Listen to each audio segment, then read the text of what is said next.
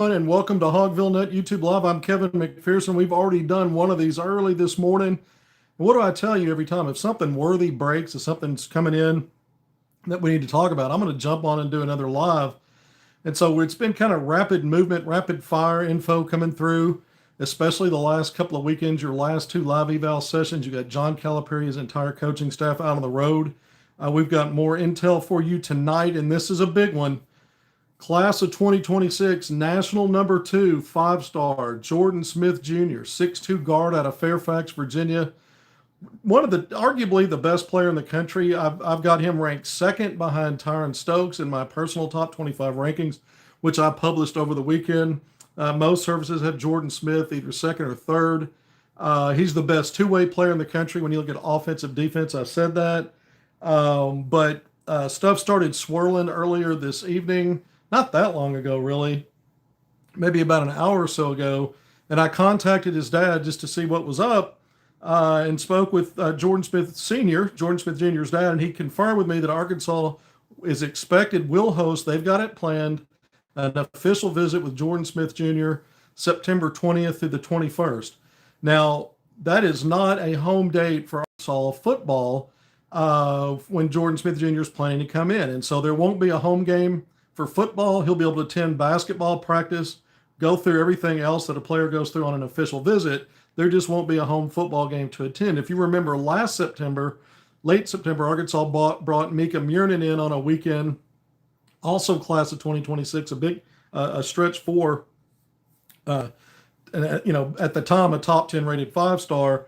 He also came in and visited when there was no football game. So this is what it's going to be for Jordan Smith Jr., September 20th through the 21st, are the dates his dad gave me. It wouldn't surprise me if he arrived sometime Friday night, the 19th of September. It could be that his travel arrangements deliver him sometime on Saturday, and then his visit begins. But the official visit, typically, the bulk of that really starts and plays out on the Saturday anyway, and usually departure dates the Sunday.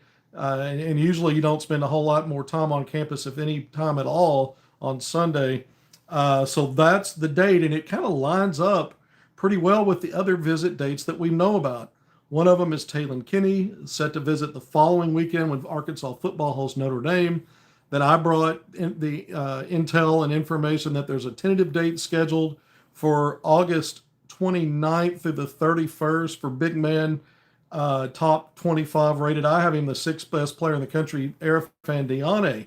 So if you're looking at the late August date, and that's Arkansas season opener in football hosting Alabama A&M at Reynolds Razorback Stadium, you've got the Arkansas staff kind of spacing out in a cluster and not overlapping players on official visits on the same weekend. I really got to thinking about last year. So the way it's lined out now, late August, last possible weekend in August, Erfan Diane. Then you get to the September 2021 date, and you've got now Jordan Smith Jr. lined up.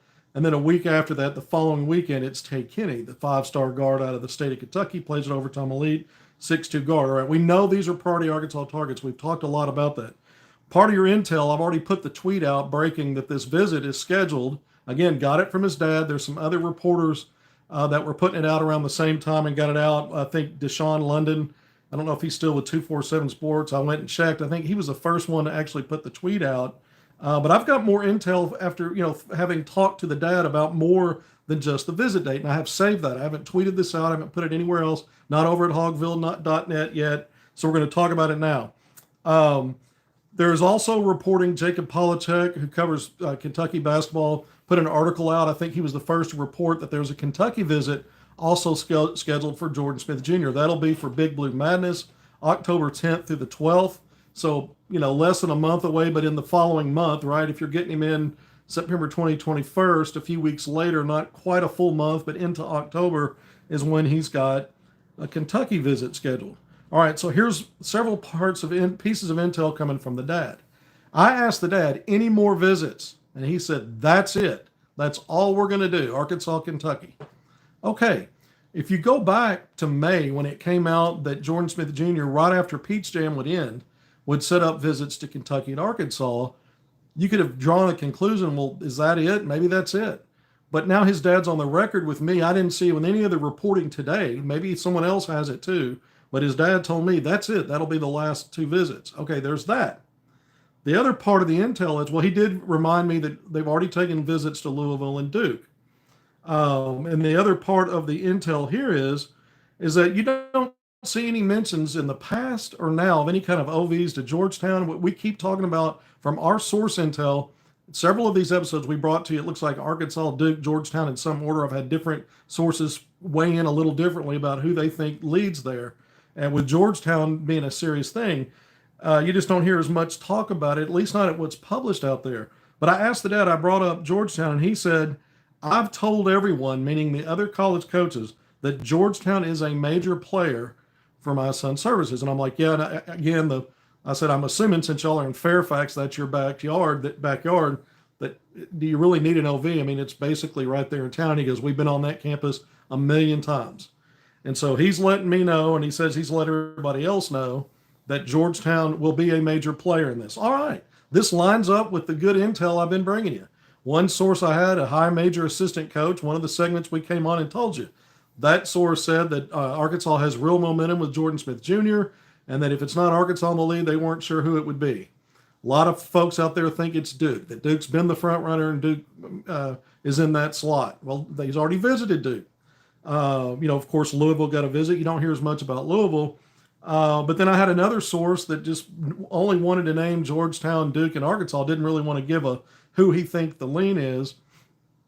And then I had an NBA scout agency scouting source that called me up based on one of my tweets talking about Arkansas being courtside for all his games and said, I don't know why Cal and the staff are wasting their time.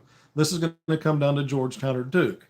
So you got all that. Then I had another source. The last source info I came and brought you was that one of my sources really connected with the Virginia scene in the high school and grassroots hoops told me that his teammates, without clarifying spring and summer grassroots teammates, his high school teammates, but that his teammates keep saying that he's going to go to Georgetown.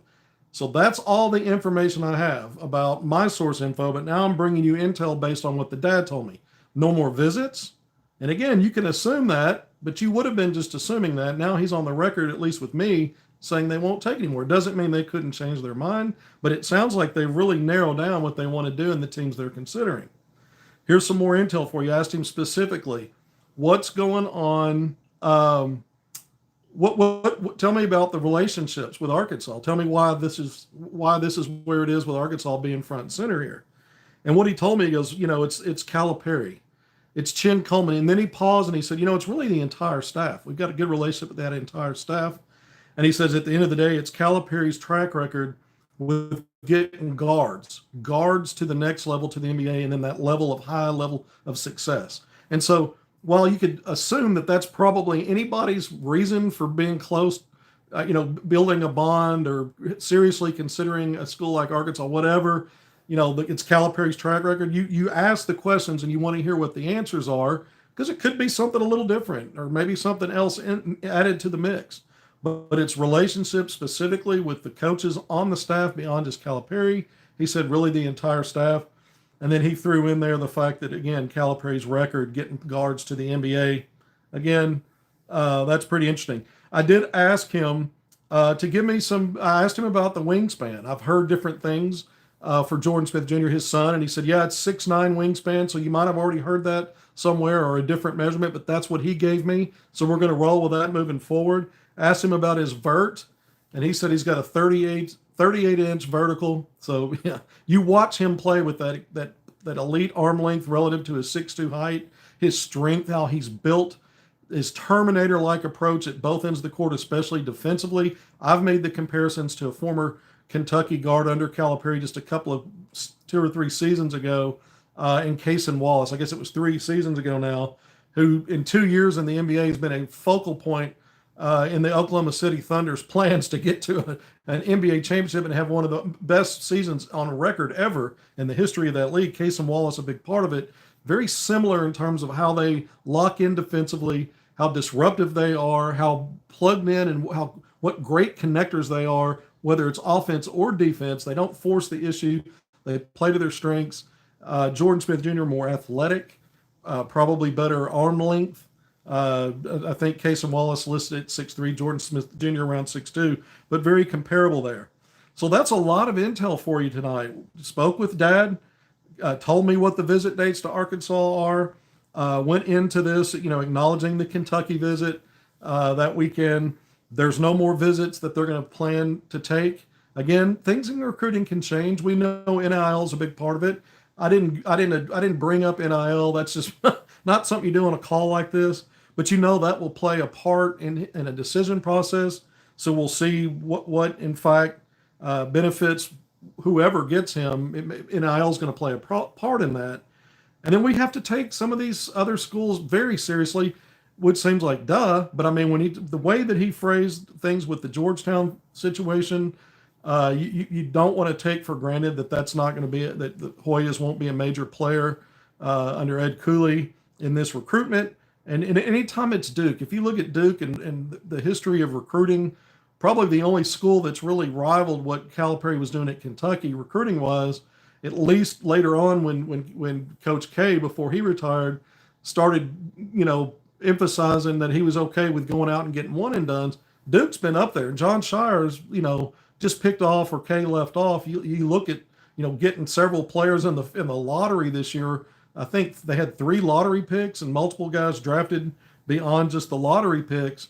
And they just keep reloading. And so you see that in recruiting, especially with the Boozer twins. I mean, Duke has a lot to sell, obviously, in the final mix here, and has already been on that campus. All right. Thank you for joining me on HogvilleNET YouTube Live. If you need any reminders, Jordan Smith Jr. was the MVP, according to the circuit, for all the Nike EYBL play in the spring. That was 3 sessions in May. So a lot of games. He was named MVP of that. Then he was the only one of the 4 class of 2026 players on the 12-player Team USA junior national team at FIBA U19. He was the only one to start. He started every game, played more minutes than any of those players in that class, including Tyron Stokes, the number 1 overall player, Caleb Holt, who I've got tied with Jordan Smith Jr. in my rankings for the second best player in the country. I have my reasons for that, and I spoke about that when I released those rankings. And also Brandon McCoy, who some services have him ranked the second best player, third best player, certainly a top 5 player. I had him number 5 in my rankings, just 1 spot behind J.J. Andrews, who I moved up to number 4, future Hog. I've talked about the fact that you pair up, and by the way, even though Jordan Smith Jr. and his team takeover squad didn't make it to the championship bracket, to the quarterfinals of Peach Jam, the dude was outstanding during all those games in Peach Jam. He averaged over 20 points per game on efficient scoring. He's a guy that goes out there at 6'2" and is grabbing you double doubles when you count up the rebounds. And then, he's the kind of guy that's also just pocketing plenty of assists, steals, and block shots. He was one of the leaders at Peach Jam and in the regular EYBL in block shots. Top 10 in that league, averaging nearly 2 blocks per game at 6'2". You get the idea. This guy's fierce. And you put him with J.J. Andrews, it's not just, J.J. Andrews is a winner, but he's not a long for the ride kind of winner. He's not a 4th or 5th option that you got to have because of the way he plays to help you win games. No, he's a number 1 option. Talking about now, J.J. Andrews committed to Arkansas in May, just was named MVP of Nike Peach Jam, and I think he's the best 2-way player at his position. These are both power players. You talk about J.J. as a power wing, you talk about Jordan Smith Jr. as a power combo guard, and it's insane to think about if you paired those two together in this recruiting class, it wouldn't just be one of the best recruiting classes ever at Arkansas just based on those two. You put those 2 players on the court day 1, and you're going to have a hard time, I say it over and over again, taking them off. They both impact winning plays over and over and over again. Winning plays matters more than winning perception for what they can and can't do in their individual game. Playing hard, playing determined. Again, when you're trying to win plays and stack those winning plays together, that's how you win games. And these are the guys that's why Jordan Smith Jr. is starting ahead of guys that are college freshmen now going into their freshman season on that FIBA U19 team. He's got another year of high school to go. That's why he's getting minutes ahead of everybody, including number 1 in his class, Tyron Stokes, who's physically, it's not like he lacks anything physically. 6'7", 235, 240, and a wonderful player, positional versatility, everything that you want to say about him. Jordan Smith Jr. is a next level kind of player that impacts winning the same. And I say the same about JJ Andrews. So I can't say enough about how, and I've said it for a while outside of Andrews, there's a case to be made that Jordan Smith Jr. should be the number one priority, even if a situation with Tyron Stokes is valid for you. And we did earlier today, I went through and did a scale of 1 to 10 on Arkansas's priority recruiting targets, and I went through all of them. And Jordan Smith Jr., I had it, sitting in the middle there at 5. Because he had articulated he wanted to visit Arkansas. That was back in May. It's been kind of quiet. You hear all this stuff with Duke and Georgetown as well. And so this is the next step. And I said, if we find out and we're able to document a visit coming up, which his dad did for me, now we get to say, okay, let's reevaluate, let's reassess our confidence level. This is John Calipari. I think both Duke and Georgetown have a lot to sell. But I'm going to raise my confidence level at this point to 6.5. That's the highest I have for any player outside of JJ Andrews who's already committed. I gave him a 9.999 infinity nines after that decimal because, I won't go 100% absolute on anything. And he's still got to sign his paperwork. He's got to get that done. Can't do that until the early signing period, which is mid-November. But outside of that now, I've got Jordan Smith Jr. right now at a confidence level of 6.5. And so that doesn't mean that I think that Arkansas is favored over the other teams precisely. Just that I have a lot of confidence once Calipari gets him on campus, as long as this visit's consummated, that Arkansas is going to have a real chance to seal this up. Now, the wildcat in the room, when I keep talking about Duke and Georgetown, is he's got a visit set up for Kentucky. So how could I dare leave them out and have such a high confidence level? Well, we'll see. We'll just see about that. But Calipari's track record, if I'm stacking him up against Mark Pope and delivering players to the NBA, getting players ready, especially on the defensive end. You look at Arkansas last year in year one, a top 20 rated defense with a team. He basically, like you said, he had to throw it together. Yeah, he brought some Kentucky guys with him. But one of those guys had only played 15 college games and wasn't ready to play defense. We know who that was. He's no longer in the program. All right, nearly 17 and a half minutes in. Thank you for joining me on HogvilleNET YouTube Live. I'm Kevin McPherson. Appreciate you all being here. Big news tonight, Jordan Smith Jr. Will take an official visit to Arkansas September 20th to the 21st. I actually have some more intel on some other stuff I was working on today and going to bring in tomorrow's show. I might as well drop some of that today. The player that Calipari went to watch, John Calipari, weekend before last in the first July live eval period, the one that he referenced vaguely, can't mention players by names, in the post-practice presser when they opened the practice up to the media for an hour, he said, I'm going to go see a player this weekend that I might add, a developmental guy, long-term retention. And then we came on a Saturday night and broke the news. We identified that player for everybody as Mikel Bruce McCrommon, a 6'6" wing out of Pittsburgh. And so we went through that, the fact that Calipari had gone to that Made Hoops event in Oaks, Pennsylvania, to courtside to watch him play. And the idea is that it sounded like Calipari was nodding to the fact that maybe he would add him for this upcoming roster, which would complete the roster and get it to the max in terms of available players that you can have on a roster. But he'd have to reclass from 25 to 26, and he's not a high-end caliber guy. In terms of rankings and teams pursuing him. He's getting some Division I interest, including Pitt from the ACC, which is a high major. But a guy that's improved his game, and there's connections and relationships with Calipari and his dad, which is interesting. But so we're kind of on wait and see mode. Is this a player that's long-term developmental that you bring in with this 2026 class, and he just stays 26, and you're getting looks at him now because you're going to bring him in and let him sign early? Typically on those kind of players, Calipari's waited until the spring to add some of these guys that maybe don't have a pathway to get the kind of role in NIL they want.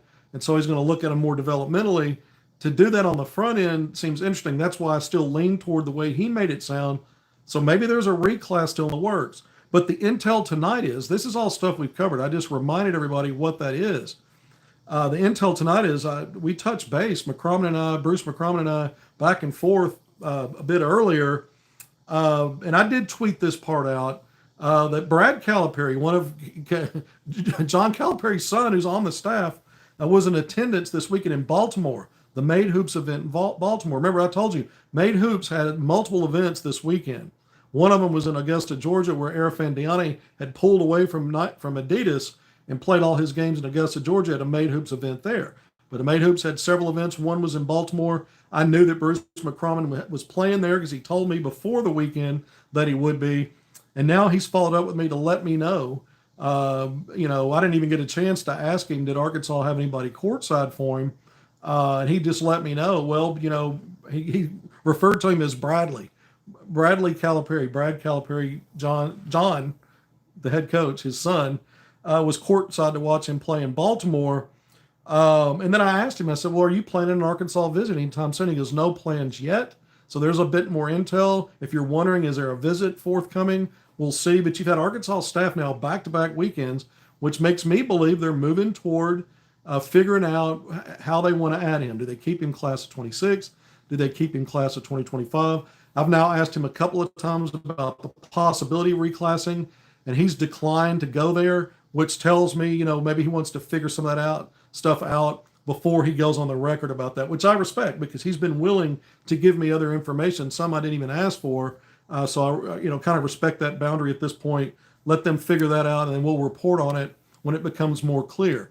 So that's a little bit more intel for you. I got one more goodie for you, class of 2027, recent Arkansas offer.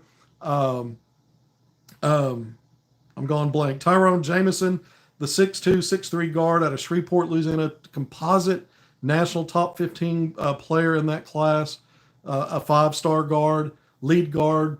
He took that unofficial visit to attend Arkansas's first season opener last year, early November, against Lipscomb. I got a lot of video and photos that I tweeted out that night inside Bud Walton Arena. Ronnie Brewer walking him around, the media, the broadcast media area. So you can go back and look that up. But we later found out that Arkansas's coaching staff, the first day they could make direct contact with him, on June 15th, the stroke of midnight, Arkansas staff did that. They saw him and evaluated him. Calipari, along with, I believe it was Chin Coleman, were courtside for him in the first July live eval period, so weekend before last. They watched him play, and then he told me he got to talk to both Cal and Chin, that they extended the offer, and then he was excited about the opportunity the chance to play for the best coach in the world. Remember, I put that quote out, talked about it on several of these segments. Well, we followed up with each other earlier today. So here's the intel. And you say, well, what does this really mean? But, you ask, he's been on campus once before. Pretty soon he'll be able to start scheduling official visits. So I asked him about that. And he says nothing's planned yet. Nothing is set in stone, but he absolutely plans on doing that and coming back to Arkansas. Now, he's going to be recruited by other programs. He's picking up other high major offers. But the fact he's already been on campus for an UOV, the fact that he's talking about referencing Calipari as the greatest coach in the world, and he was just thrilled to get that Arkansas offer. I don't think Calipari's wasting his time doing that for a class of 2027 kid unless he thinks it's a great fit. If he does anything, Calipari prioritizes lead guards almost first and then other positions later. J.J. Andrews a little bit different scenario coming into this situation because he's an in-state kid and really blowing up, so you want to get that on lockdown.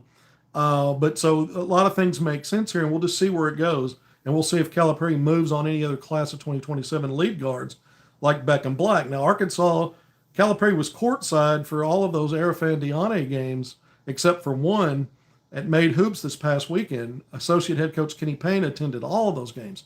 But in one of them, where Diani, I think, had 30 points and 15 rebounds, was against AB Elite, Anthony Black's team, and Anthony, Pro Hog, and it's his younger brother, Beckham Black. We've talked a lot about 6'3" lead guard, top 20 rated nationally in that class of 2027, was on Arkansas's campus with his mom back in late January to attend the home game, Bud Walton Arena, Arkansas, Oklahoma.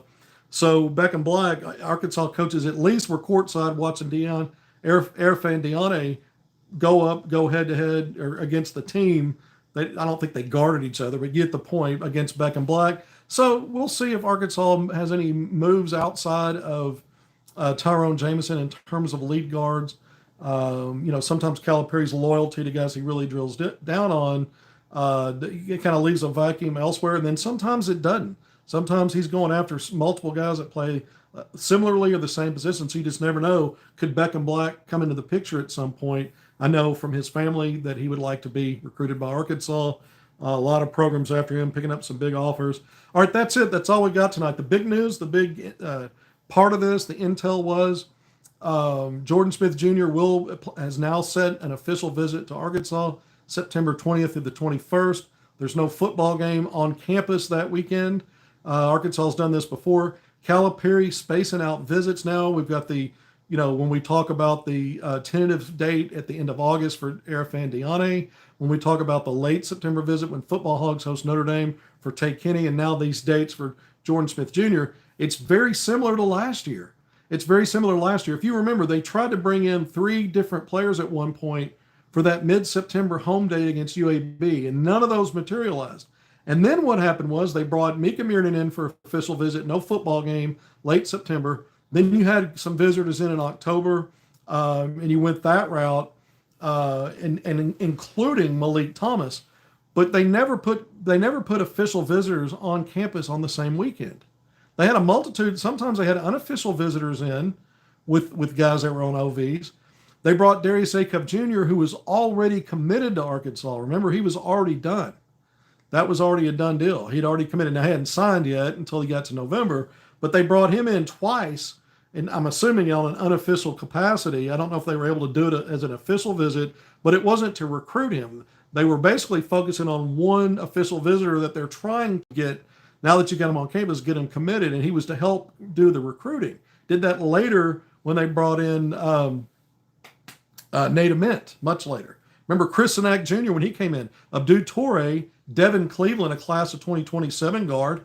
We haven't talked about him in a while. Brought both of those players in on unofficial visits on that October weekend when Arkansas hosted LSU in football. Remember Shaq showed up at the restaurant where they had the visitors in, for that visit. That was a thing, I guess, that was interesting.